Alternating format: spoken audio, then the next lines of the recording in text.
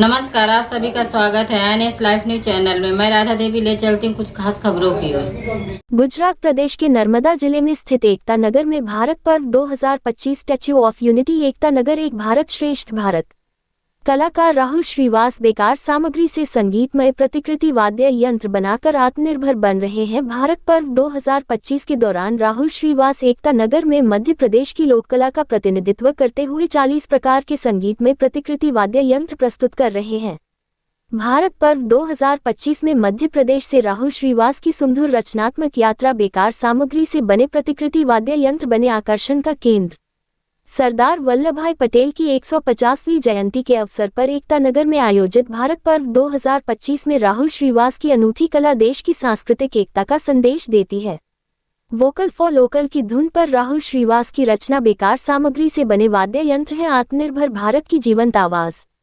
भारत पर्व में मेरी कला को मंच देकर सरकार ने आत्मनिर्भर कलाकारों को नई पहचान दी है। राहुल श्रीवास गांधीनगर 7 सितंबर 2025 इन दिनों दुनिया की सबसे ऊंची प्रतिमा स्टैच्यू ऑफ यूनिटी के परिसर में भारत की अनेकता में एकता की झलक देखने को मिल रही है। सरदार वल्लभभाई पटेल की 150वीं जयंती के अवसर पर भारत सरकार और गुजरात सरकार के सहयोग से 1 से 15 नवंबर 2025 तक एकता नगर में भव्य भारत पर्व का आयोजन किया गया है। यहाँ देश के विभिन्न राज्यों की लोक कला, संगीत और संस्कृति को एक साथ प्रदर्शित किया जा रहा है।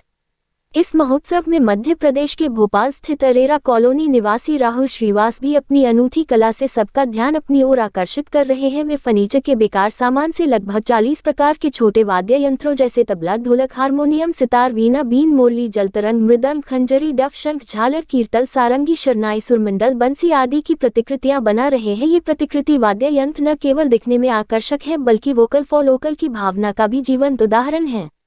संगीत प्रेमी परिवार में जन्मे राहुल श्रीवास ने मध्य प्रदेश के प्रयाग विश्वविद्यालय से संगीत में स्नातक की उपाधि प्राप्त की है। शुरुआत में वे संगीत कार्यक्रमों में भाग लेते थे लेकिन महंगे वाद्य यंत्र न खरीद पाने के कारण उन्होंने एक नई दिशा में सोचना शुरू किया। राहुल भाई कहते हैं, चूंकि वाद्य यंत्रों की कीमतें ऊंची थी इसलिए उन्हें खरीदना मुश्किल था, इसलिए उन्होंने फर्नीचर के बेकार सामान से छोटे प्रतिकृति वाद्य यंत्र बनाने शुरू किए। लोगों को ये वाद्य यंत्र बहुत पसंद आए और धीरे धीरे इनकी मांग बढ़ती गई। इस तरह उन्होंने हस्तनिर्मित वाद्य यंत्र बेचकर अपनी आजीविका चलाई। दशकों पहले शुरू हुआ ये छोटा सा प्रयास आज उनकी आत्मनिर्भरता और रचनात्मकता का प्रतीक बन गया है।